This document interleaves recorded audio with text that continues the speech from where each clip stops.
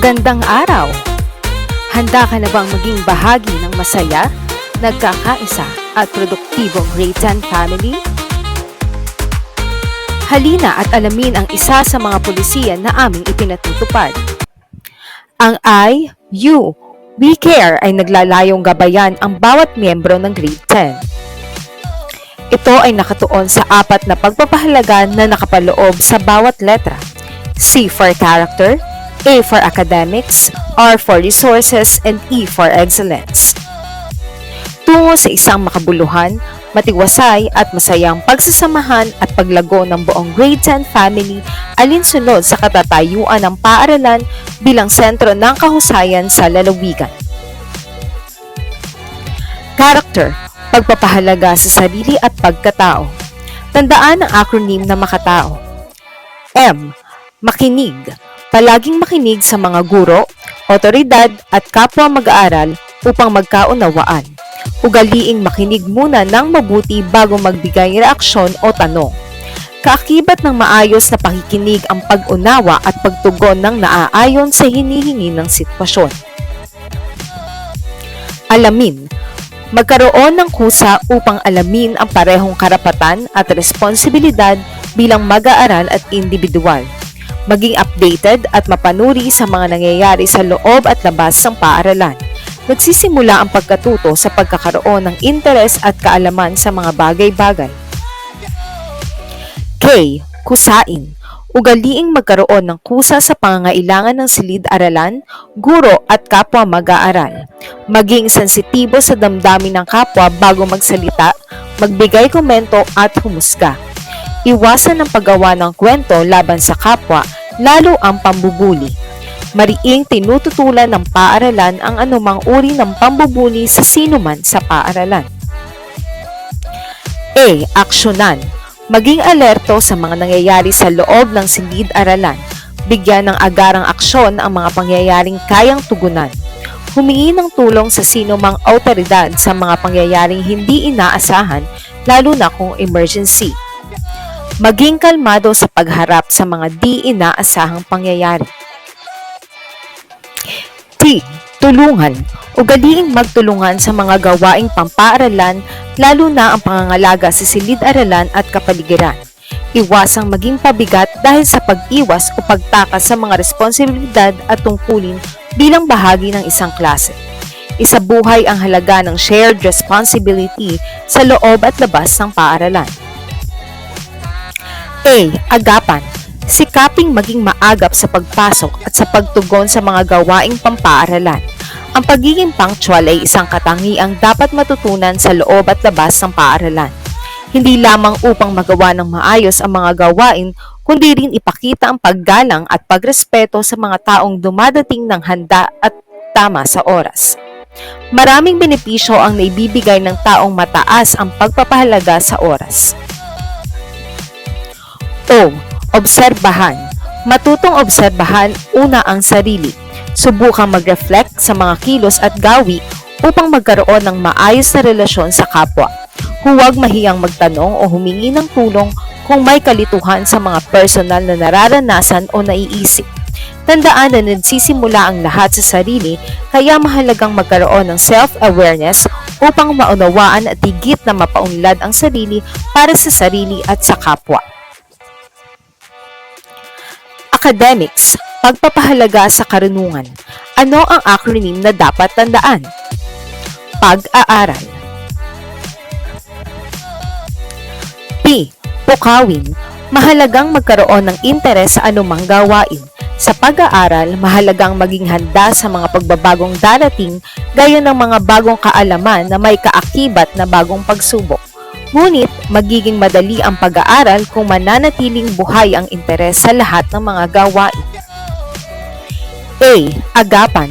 Sikaping maging maagap sa pagtugon sa mga gawaing pampaaralan. Kaakibat ng pagpapahalaga sa oras ay ang pagkakaroon ng time management. Huwag igugol ang oras sa mga bagay na hindi kailangan o mahalaga. Balansehin ang oras sa pag-aaral, pagpapahinga at paglilibang. Iwasan ang cramming upang maiwasan ang stress dulot ng kakulungan sa oras, lalo na kung may deadline. Tandaan na ang pagka-delay ay may iba't ibang epekto sa sarili at kapwa. G. Gabayan. Gumawa ng listahan ng mga gawaing pampaaralan upang hindi malito o mahuli. Gabayan muna ang sarili sa pag-aaral bago tulungan ng iba. Hindi masamang magbigay gabay o tumulong sa kaklase, pero dapat ay gawin ito sa tamang paraan gaya ng pag-tutor, pagpapahiram ng notes o module o aklat, ngunit hindi ang pagpapakopya. Aralin. Pag-aaral ang unang responsibilidad ng mag-aaral, kaya marapat lamang na dumating sa klase ng handa sa mga gawain gaya ng talakayan o recitation, quizzes, exams at iba pa. Sikaping pag-aralan ang lahat ng mga aralin sa tulong ng sarili, kamag-aral, guro at kapamilya. A. Ayusin. Mas magiging matagumpay at makabuluhan ang pag-aaral kung may kaayusan sa sarili, sa mga gamit, pag-aaral at sa mga silid-aralan. Ugaliing maging maayos sa pagtugon sa mga gawaing pang-paaralan. Kasama na rito ang pag-aayos ng priorities kung sakaling sabay-sabay ang mga gawain sa paaralan. R. Respetuhin. Matutong igalang at respeto ang bawat polisiya o rules ng bawat guro sa bawat asignatura, lalo pa kung walang malinaw na dahilan ng posibleng kapahamakan mula sa mga rules. Iwasan rin ang pagkukumpara ng mga gawain sa iba't ibang aralin dahil sadyang may kanya-kanyang sinusunod ang bawat subject area na learning design kung saan kasama ang mga learning activities. Kung may agam-agam o kalituhan, mas mabuting magtanong sa guro o gurong tagapayo upang magkaunawaan. A. Aliwin. Marami nang nagpatunay na pwedeng maging masaya ang pag-aaral, kaya marapat lamang aliwin ang sarili habang nag-aaral. Sikaping gumawa ng paraan na maging masaya at makabuluhan ang pamamalagi sa paaralan. Higit na makatutulong upang mangyari ito kung may maayos at makataong samahan ang bawat isa sa paaralan. Alamin ang limitasyon kung kailan dapat maging seryoso at magkaroon ng biruan sa klase. Huwag kalimutang panatilihin ang maayos na pagtrato sa bawat isa kahit na may kasiyahan. L. Lawakan. Maging mapang-unawa. Lawakan ang kaisipan sa pagkakaiba-iba ng mga mag-aaral at guro sa klase. Sadyang may iba't ibang estilo ng pagkatuto ang bawat isa at level ng kakayahan, kaya marapat lamang na unawain, kilalanin at ipagdiwang ang mga pagkakaiba-ibang ito tungo sa mas makabuluhang pagkatuto sa klase at paglago bilang mag-aaral at individual. Resources. Pagpapahalaga sa paaralan. Tandaan naman ang acronym na pasilidad. P. Pahalagahan. Ang silid-aralan at paaralan ang nagsisilbing tahanan at komunidad ng bawat miyembro ng isang institusyong pang-akademiko. Kaya naman mahalagang bigyang pag-iingat at pagpapahalaga ang lahat ng mga kagamitan at pasilidad na mayroon rito. Dapat gamitin ng tama at huwag sirain ang mga kagamitan at pasilidad ng paaralan. A. Alagaan. Ang pag-aalaga sa loob at labas ng silid-aralan ay kailangan upang mapanatili ang kalinisan at kaayusan sa pag-aaral. Makilahok at makiisa sa mga gawaing nangangalaga sa silid at paaralan. S. Suriin. Upang malaman ang pangangailangan ng paaralan ay mahalagang suriin ang estado ng sariling silid-aralan. Sikaping maging maayos ang silid-aralan sa pamamagitan ng pananatili ng kalinisan ng loob at labas nito. Anumang sira ay pagtulungang ayusin at kumpunihin. Lalo't higit, sikaping mapanatiling maayos at kaaya-aya ang sariling silid-aralan. I. Iwasan. Ang pagsira sa anumang gamit sa loob at labas ng silid-aralan at ng paaralan ay hindi magandang gawi. Kaya marapat lamang na iwasan ang anumang gawaing makasisira sa mga kagamitan ng paaralan gaya ng vandalismo.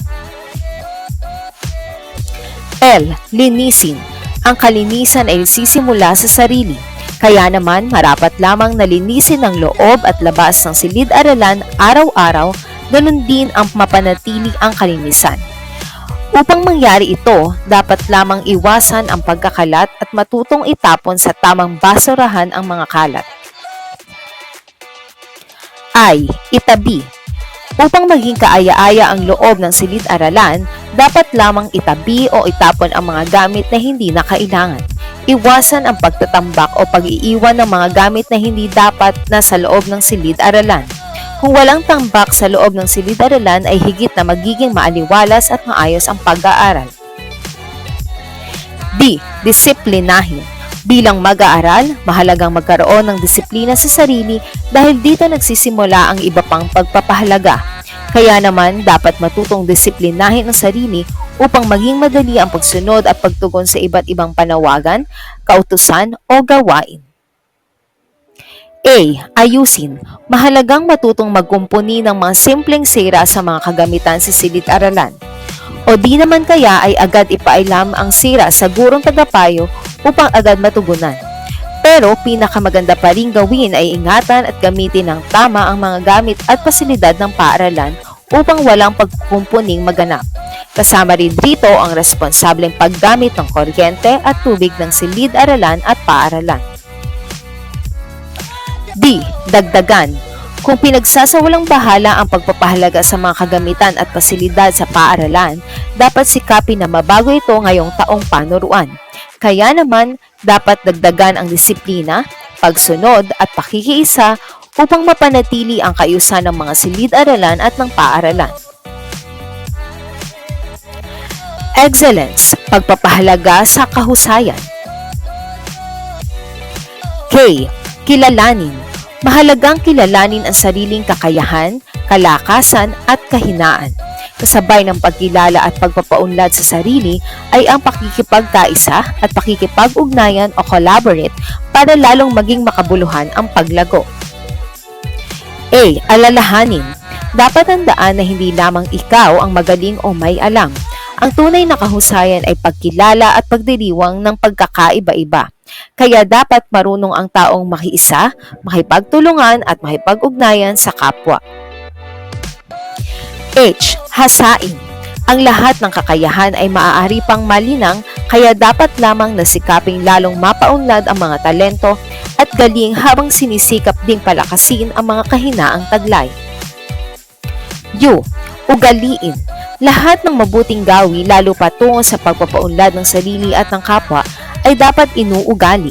Marapat din na maging consistent sa mga makabuluhang hakbang o sistema na kinaugalian na para mapanatili ang mataas na pagtingin o standards na mahalaga sa pagiging mahusay. Sikapin. Upang makamit ang tunay na kalagahan ng kahusayan, dapat sikapin nating mapaunlad hindi lamang ang sarili kundi ang kapwa. Alalayan. Matutong magbahagi ng kaalaman, oras at talento. Ang tunay na mahusay ay hindi maramot magbahagi ng kakayahan sa pamamagitan ng pag-alalay sa mga taong nangangailangan ng paggabay. Yakapin. Ang pagkilala at pagyakap sa katotohanan ay mahalagang sangkap tungo sa kahusayan. Dapat maging instrumento ng pagpapalaganap ng katotohanan at pagyakap sa pananagutan ang taong mahusay. Asamin. Ang pag-aasam na maging mahusay ay hindi masama dahil maaaring magdulot ito ng pagkakaroon ng layunin sa buhay. Kaya kung may isang bagay na dapat asamin, ito ay ang kahusayan base sa tamang asal at maunlad na kakayahan. Naisin.